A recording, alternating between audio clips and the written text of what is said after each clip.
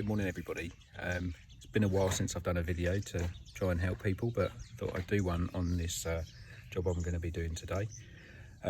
My 2005 Discovery 3 with 220,000 miles on the clock has just been into Marco at QP Online to have the belts done, front and rear belt and the oil pump as well, because it turned out it had the original 2004 oil pump, so well worth doing that. While it was there, Marco commented that my coolant bottle was looking a bit distressed, and that he thought it was taking quite a while for it to get up to temperature, certainly for the heaters to be effective. So his recommendation was to put in a coolant system flush, change the bottle and change the cap, and so I'll be showing you today the process of doing that, and hopefully this will help some people with maybe some of the higher mileage D3s that are out there. So first of all, we've got the Wins coolant system flush. Other additives are available obviously, but this was the one that was recommended to me, and as you can see, she's a pretty tidy car, especially for the mileage.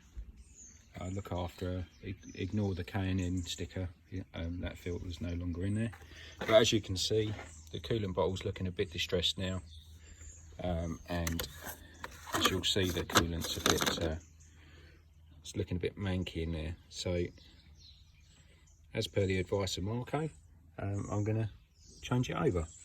So first thing to do with this, excuse the camera going backwards and forwards, with this flush, what you have to do is you put it in, you then run the car, and once it's up to temperature, you then run it for an additional 10 minutes until it's had time to get around the system, and then obviously you have to let it cool so that you don't cause injury to yourself, and then drain the system from the bottom hose as much as you can, and then I'm going to change the bottle over, which I'll video that as well, and then put in fresh coolant, which I've got, and I'll show you which one I've got later on. Okay, give me some time and I'll be back with you shortly. Okay, so I've just added the contents of the bottle to the coolant bottle. I'm just putting the cap back on. I have purchased a new cap as well, because it was only a couple of pounds. I bought all my parts from Advanced Factors, which I'm sure everybody's aware of. So now what we have to do is get into the car, start her up, and then put all the heating controls onto full, so that obviously everything opens up, and it allows it to circulate around the full system. So I'm just going to put everything onto full temperature. There we go. So we let it warm up, and then once it's up to actual temperature, and then we give it 10 minutes on top of that to let it go around the system. Obviously you need to get it up to temperature to allow the thermostat to open. If the thermostat doesn't open, then you're not going to be circulating around the whole system. Okay, so we've got as far as I've warmed it up. I've got it up to working temperature, left it for 10 minutes ticking over, and I've left it probably about 20-25 minutes to cool down. Drained it out into a suitable receptacle. I would say the bigger container you've got, the better. As you can see, it's pretty brown. Loads of sludge came out, and what I did on top of that was I put another gallon of clean water through it just to flush it through. Just to show you underneath, you have to remove this plate that goes between the front valance and the first sump guard. Just the two 13mm head bolts here and two 10mm head bolts here, and that comes off fairly straightforward. And then underneath you're faced with this. So I took it off of here. I used I've got a special tool, which is, it's coiled up, but it's a pair of special pliers for undoing those types of clips. Absolutely fantastic if you're trying to get into tight areas. So if you want to invest in a tool for Christmas, that's probably a good one to get. Yeah, so drained it out of here. I'd say I've probably got about 8 to 10 litres out of there. I think it holds 13 if I remember rightly, so not bad. I'll probably do this and then in a couple of months time I'll do it again, just to sort of make sure it's cleared out.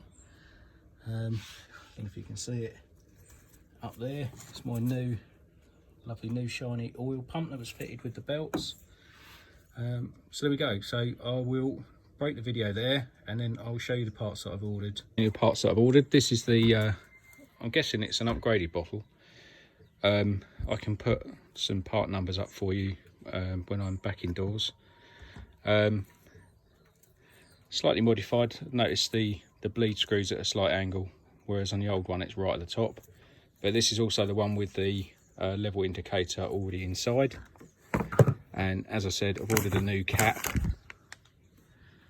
Part numbers on there, but the part numbers, all the parts were from Advanced Factors, and pretty easy to find on their website. And that's the coolant I got. I bought it a couple of months ago when it was on offer.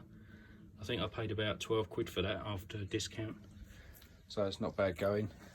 Just to make it a bit easier, I've taken the front grille out, taken the headlight out, just to enable access. The only two bolts are this one and this one. They also secure the fuel burning heater bracket for the pipe, and it slots onto, similar to one of these for the headlight, about here. And I think that's it, looking at the old one. And then you've got a couple of pipes to remove, and don't forget the plug for the level sensor. The old bottle comes out. I just want to show you a couple of little tips. On the fuel burning heater, you've got a bolt, you can see it there. Undo that, don't take it all the way out, and then there's another one tucked just there. Take that one out, and then there's the two that I mentioned earlier that are in here. Take those right out because you will need to flex this up a bit. This has come off here, which is on the lug like this that I mentioned, and then you can get around the back and you can undo the electrical connection. Now the pipe that you can see here, which is the bottom hose into the coolant system, is quite fiddly, and what I found was I could get this on, but it wasn't as easy as using a very long pair of long nose pliers. So I've opted for these, and it's going to make it a lot easier when I'm putting it back as well. So what I've done, I've just popped the pipe. This is the pipe here. I've just popped the clip back just far enough that I can get it over the raised bit of the, like this, on the pipe, just far enough, and then it's going to pop out now. But I wanted to show you just before that. And also I noticed that the power steering pot just slides over a small bracket on here, but that was fairly easy. Just wiggled it up, and then I've just tucked it behind the clip on the fuel burning heater. Okay, so I think we can fairly say, having the two put together, it's well worth changing it. You know, as plastic gets old, it goes brittle as well, so chances are probably one of these would have broken off at some point and left me stranded. This is an original Land Rover part, so it hasn't done bad really. Like I say, 220,000 miles. I'm quite happy with that.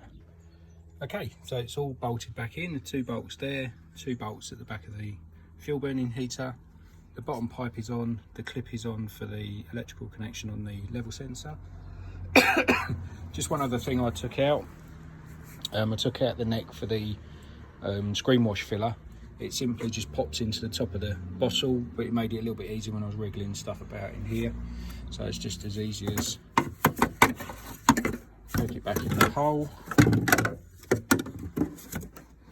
push it back in the grommet, give it a bit of a wiggle, and then it clips into the side of there like that. And there you go, it's all back in as normal. So I just have to put the headlight and the grille back in. I'll probably do that once I've filled it up, and then I'll fill it back up with coolant, put the top hose on and give it a run up. Okay, so she's all done, everything's boxed up, and we have no leaks. I used the little bleed screw that's on the top of the engine here under the cover to bleed out the head. all these bolts and everything done nice and tight. So I'm just going to give her a run up the road, just giving it a bit of a wipe over under the bonnet. Just give her a run up the road, make sure that all the temperatures are running right. Just still getting up to temperature at the moment, but I've got the heating on flat out, so that's going to slow it down. And then I'll let you know how it goes when I get back.